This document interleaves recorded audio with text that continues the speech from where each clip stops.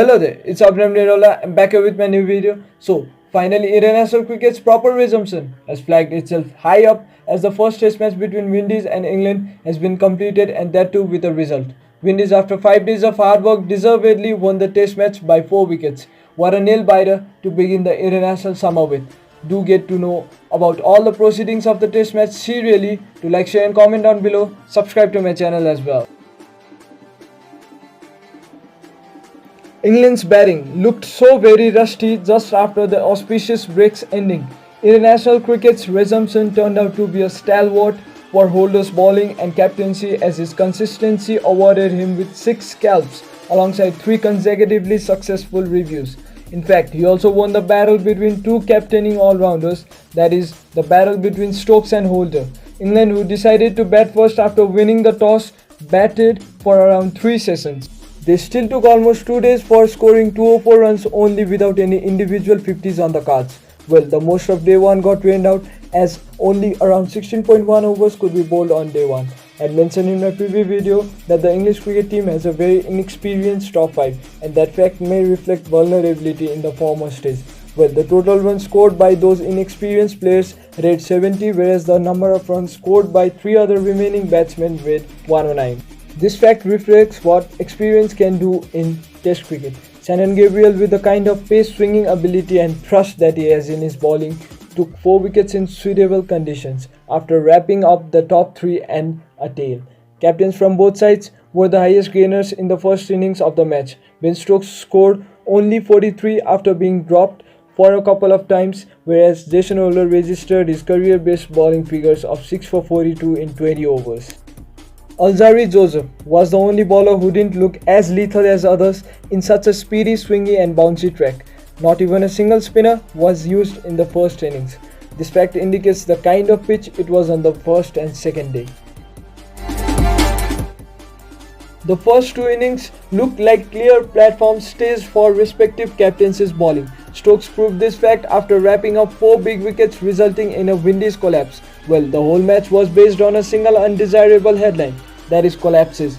Until then, it was 1 versus 1 between Holder and Stokes in the first 2 innings against each other. Not to forget, England's fielding really provided some serious leverage and resilience to the West Indian batting lineup. The only other half-centurion in the innings was St. Orridge with his score of 61.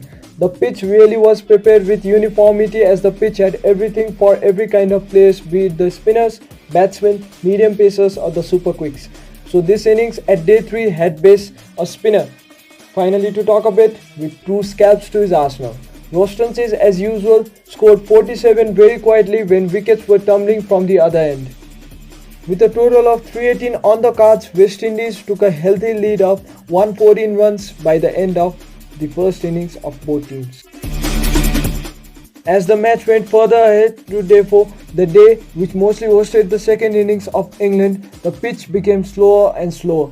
Jack Crawley, a textbook player of cricket, and Shannon Gabriel, the beast, were the highest gainers for their respective sides, with the scores of 76 runs and 5 scalps respectively.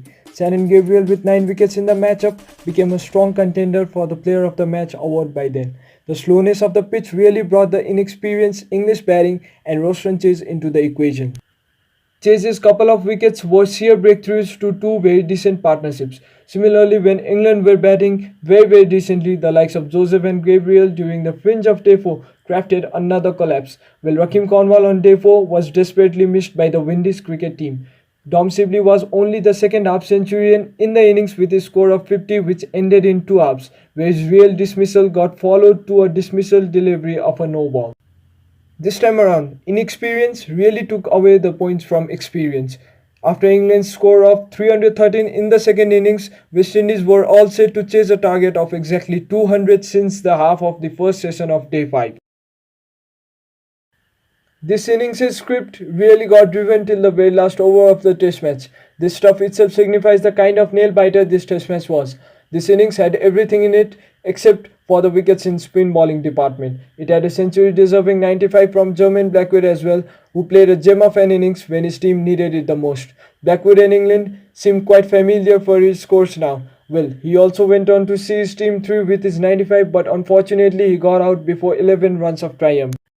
The first session of Day 5 ended with West Indies' score of 37 for 3 along with a retired hot batsman. This match at the most crucial stage got tilted towards West Indies courtesy of very poor display of captaincy from the captaincy debutant Ben Stokes. He at one stage looked as if he had forgotten that he could bowl and bowl magnificently in pressure situations. Jofra Archer, by the way, really showcased his class with those supra-lethal bouncers that he bowled in this innings. And he bowled similarly in the first innings as well. The story could have looked very indifferent after all. That partnership between Dowrich and Blackwood actually took them through the most crucial stage of the innings. The score of 200 got achieved after such a resilient artwork from the skipper and Campbell, who wasn't 100% till the very last ball of the test. Well, this victory is a famous one for Windies and cricket as well. It looks like England can consistently host some modern test classics that aren't so prevalent nowadays after witnessing the proceedings of the test match and the Ashes.